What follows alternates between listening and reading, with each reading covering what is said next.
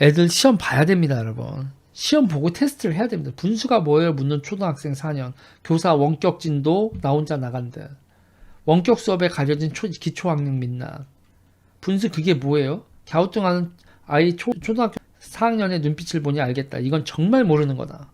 지방의 한 초등학교 교사 김정훈 씨 가명. 얼마 전 느낀 당혹감을 이렇게 말했다.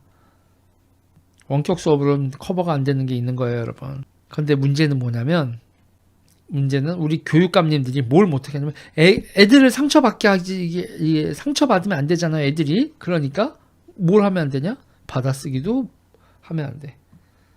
받아쓰기에서 틀리면 애들이 스트레스를 받으니 받아쓰기를 하게 하면 안 돼. 뭔 개소리야? 교육감, 받아쓰기도 못 보게 해. 담임도 애를 수준 몰라. 이런 기사를 보면 시민 어느 누구나 뭔 개소리야 할 겁니다. 대한민국 국민 어느 누구도 시험을 치러보지 않은 국민은 한 사람도 없을 테니까요. 그것도 교육감이라는 분이 받아쓰기조차 못 보게 한다니 대한민국 국민이라면 어느 누구나 뭔 개소리냐며 주저없이 톡 튀어나올 겁니다. 공부를 못해 주눅 들어서 항상 열등감에 빠진 나이의 마음을 헤아리는 게 더 중요한지, 아니면 수치심으로 학교 생활을 하는 아이에게 받아쓰기 시험을 꼭 치러 상처난 마음을 후벼 파야 할까요? 받아쓰기로 그리 꼭 낙인을 찍어야 할까요? 대한민국 국민은 세종대왕이라는 분이 한글을 만들어 문맹률이 0%에 가깝습니다. 아무리 공부를 지질이 못해도 웬만한 글자는 다 읽고 철자법이 좀 틀려도 제 이름 석자는 닿습니다. 글을 모르면 말로 써도 의사소통 얼마든지 할 수 있습니다. 예나 지금이나 세계 곳곳에는 글자 몰라도 잘 살아왔고 잘 살아가고 있습니다. 떠듬떠듬 글자 읽으면 어떠냐고요? 우리 옛날 할머니들, 할아버지들 글자 몰라도 농사 잘 짓고 공장에서 일하는데 아무 지장 없었고 다들 애들 잘 낳고 애들 잘 키웠어. 철자법 좀 틀리면 어떠냐고요? 생활하는데 좀 불편은 하겠지만 이름 석자만 쓸 수 있으면 웬만한 사회생활은 다 해결될 수 있습니다. 절자법이 좀 틀려도 분수 몰라도 이 사회에서 할 일들은 널려 있습니다. 철자법, 분수가 문제가 아니라 임금 격차가 오히려 더 큰 문제입니다. 제목을 다시 보시면 담임도 애들 수준 모른답니다. 이 기사 어느 언론인가 보시죠. 동아일보입니다.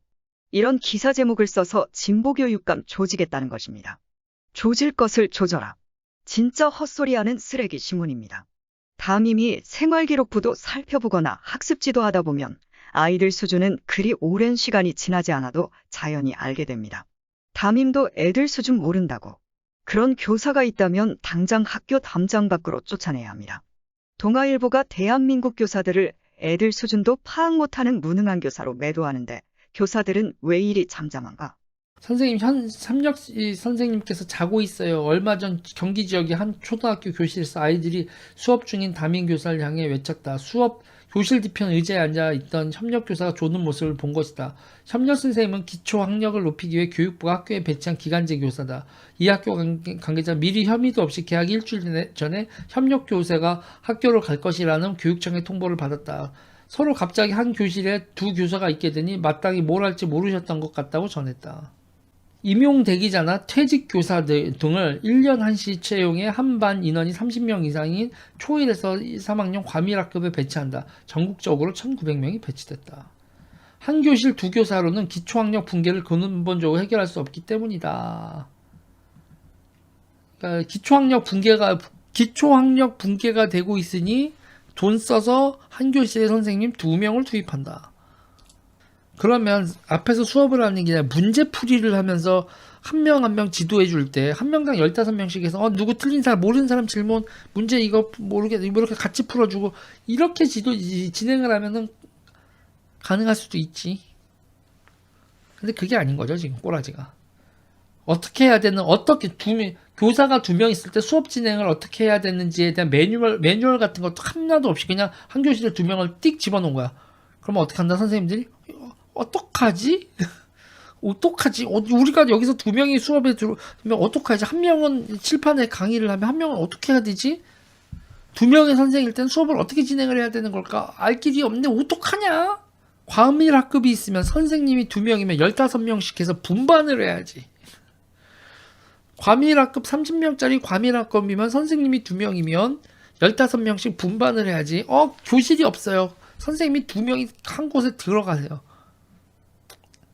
에라 모르겠다. 뭐 이런 건가?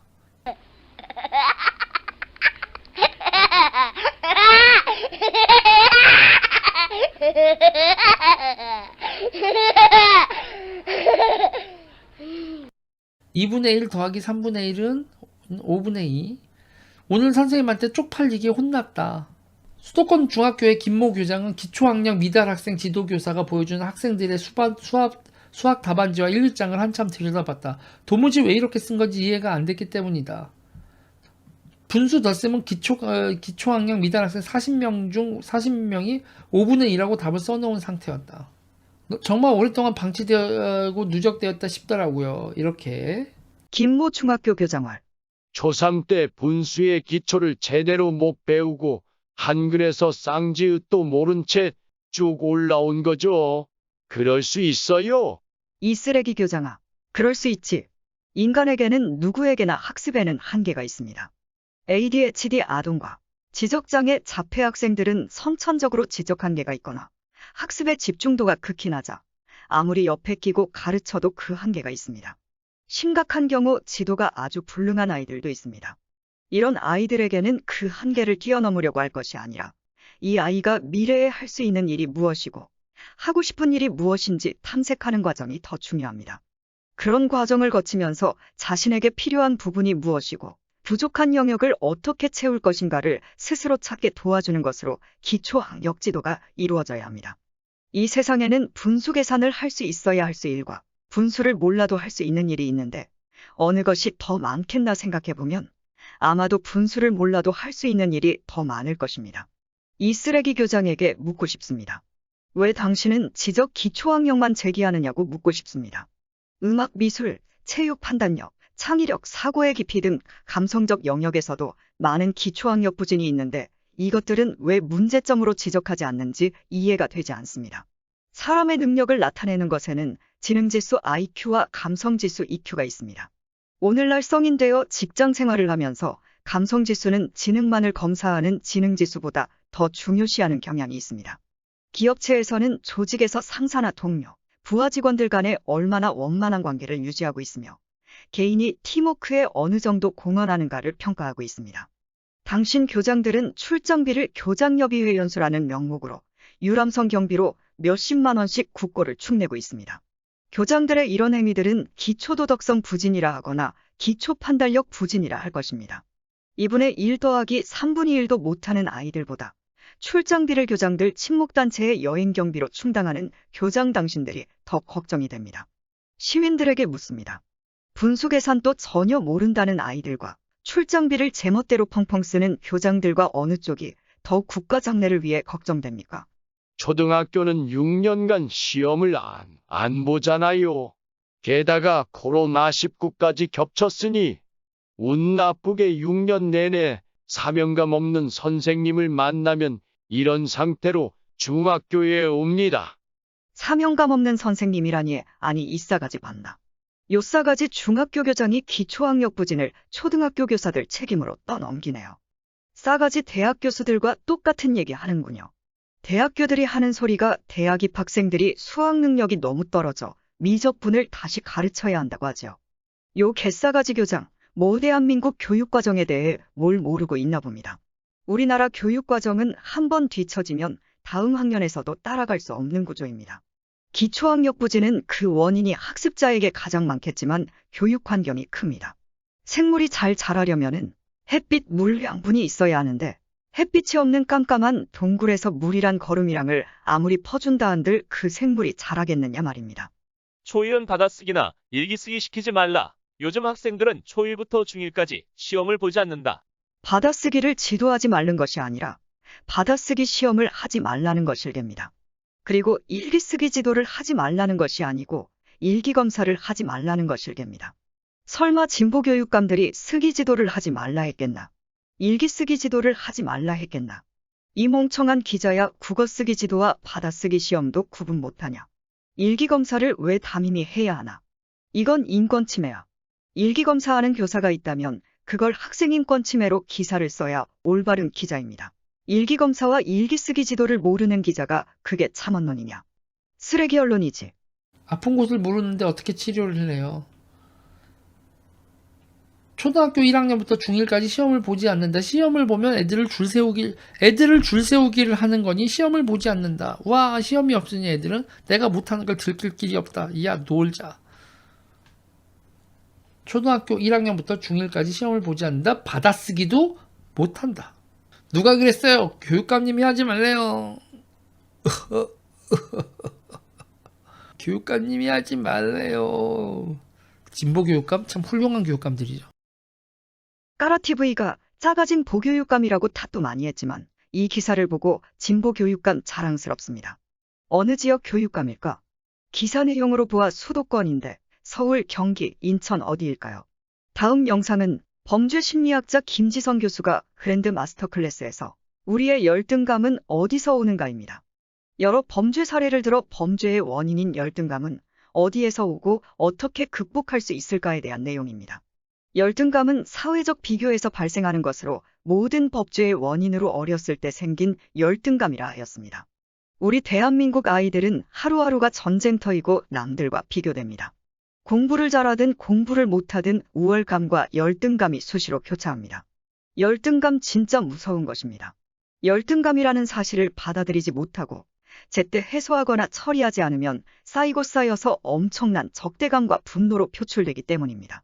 우리의 교육 기저에는 범죄의 원인인 열등감을 스스럼없이 아이들에게 강요하는 몰상식한 어른들의 욕심이 자리하고 있습니다. 아이들 열등감 심리 지도에 조금이나마 도움이 되었으면 좋겠습니다. 감사합니다. 까라TV입니다.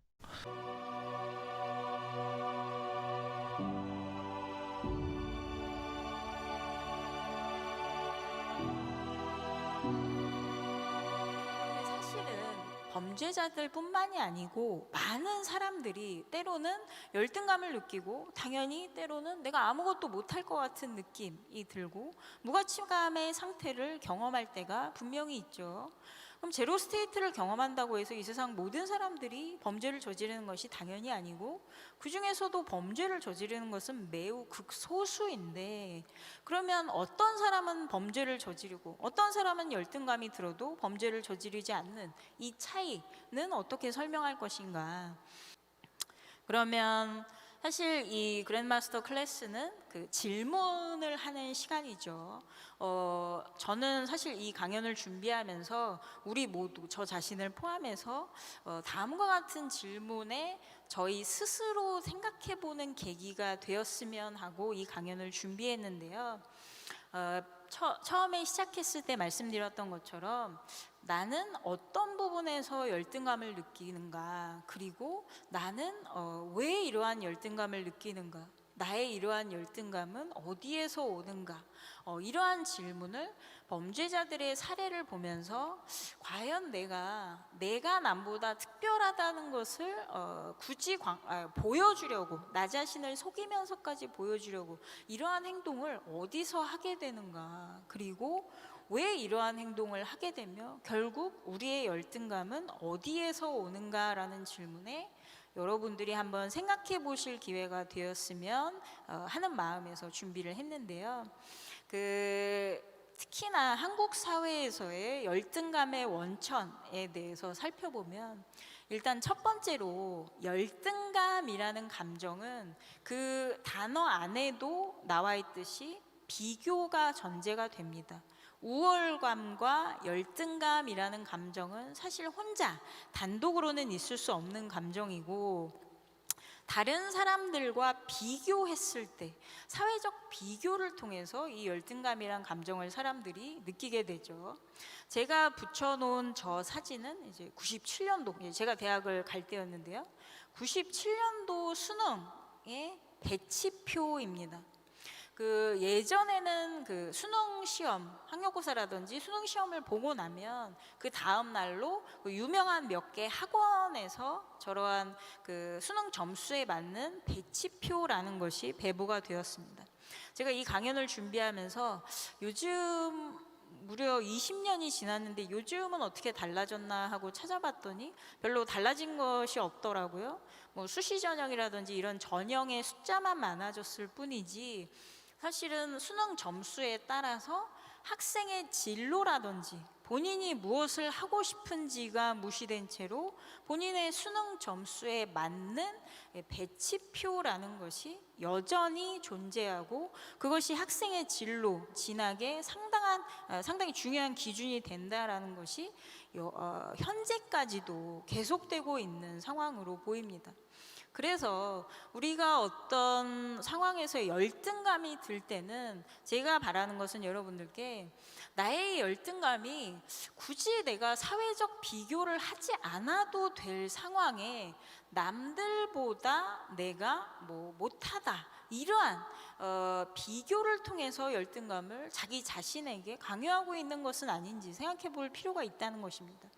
점수대별로 배치표에 맞춰서 내가 대학과 학과를 선택하는 것이 과연 나의 행복을 위한 길인지 아니면 내가 정말 원하고 대학에서 공부하고 싶은 것이 무엇인지 여기에 맞추어서 내가 어떤 선택을 하고 있는지 이러한 것을 생각해 보신다면 아마 저런 식으로 점수에 맞춰진 남들과의 비교를 통해 얻어진 열등감은 굳이 느끼지 않아도 될 그럴 수가 있을 것 같고요.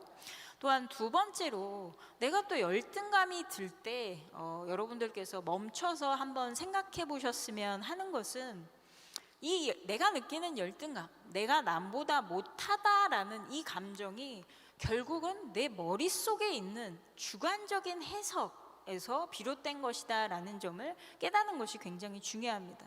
저 사건은 몇 년 전에 그 술값 계산을 요구하던 주인을 폭행한 취업준비생이라고 기사에서 표현이 됐는데요.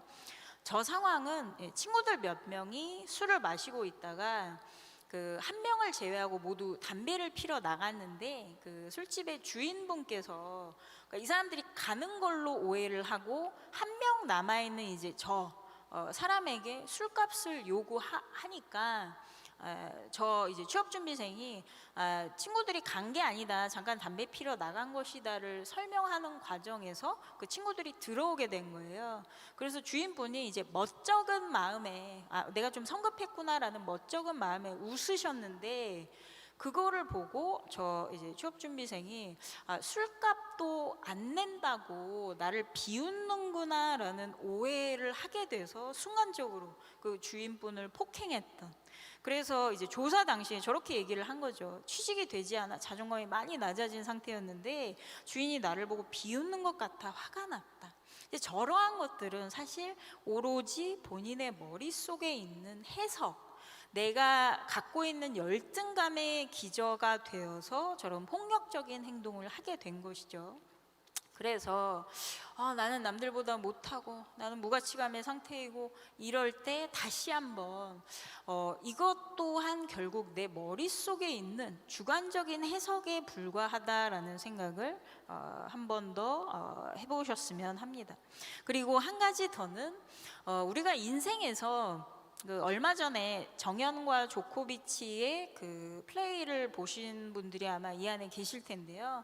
정연이 이기고 조코비치가 졌죠. 그런데 기자들이 조코비치에게 부상에 대한 질문을 계속 하니까 조코비치가 내가 부상이 심하지만 선수들은 부상에 견디는 게 굉장히 당연하고 거기에 익숙하다. 나의 부상에 대한 질문을 그만해달라. 나의 부상에 대한 게 너무 부각되면 정연의 승리가 오히려 부각이 안 될 수가 있으니까 질문을 그만해달라라고 요청을 한 이것이 언론에 보도가 되었습니다. 이러한 것들은 조코비치가 분명히 그 승패에서 졌지만 그 인생에서 조코비치라는 선수의 인생에서 사실 테니스 경기는 수없이 있었고 어떤 경기에서는 이기기도 했고 어떤 경기에선 져보기도 했고 그래서 내가 인생의 어떤 장면에서 열등감이 든다면 인생은 길고 내가 남들보다 잘할 때도 있고 못할 때도 있다. 이러한 것을 분명히 기억하셨으면 좋겠고요. 그리고 내가 사람에게 필요한 어떤 그 능력이라든지 이런 것들이 감정도 있고요. 인간의 뇌가 굉장히 복잡하죠. 그래서 내가 잘하는 분야도 있고 내가 잘하지 못하는 분야도 있고 이렇게 나의 능력이 발휘될 수 있는 굉장히 다양한 분야 속에서 당연히 내가 못하는, 남들보다 못한 분야가 있다라는 것도 그래서 인생을 단편적으로 평가할 필요가 없다라는 점을 기억을 하시면 이제 본인이 열등감이 드실 때 이러한 생각을 해보시면 도움이 될 수 있을 것 같고요. 마지막으로 굉장한 감동을 주었던 그 수상 소감이죠. 10여 년간의 무명 생활 끝에 저 진선규라는 배우가 청룡영화제에서 이제 상을 타고 했던 말인데요. 굉장히 진심 어린 수상 소감으로 많이 화제가 되었지만 저렇게 그 청룡영화상이라는 굉장한 성취를 이루고 난 이후에도 저 배우라는 목표를 위해서 조금씩 나아가는 노력하는 배우가 되겠다라는 수상 소감이 굉장히 와 닿았는데요. 사실 열등감은 부정적인 감정, 내가 피해야 할 감정이라고만 생각할 필요가 없이 내가 열등감이 들 때 그것을 저 배우처럼 내가 어떻게 하면 더 노력해서 좋은 배우가 될 수 있을지를 승화시킬 수 있는, 어떻게 보면 우리에게 꼭 필요한 감정이 열등감이라고 할 수 있습니다. 그래서 제 강의를 마무리 지으면서 저는 여러분들께 여러분의 열등감은 어디에서 오고 나는 그 열등감에 어떻게 대처할 것인가 라는 질문으로 저의 강의를 마무리하겠습니다. 이 세상 어디에나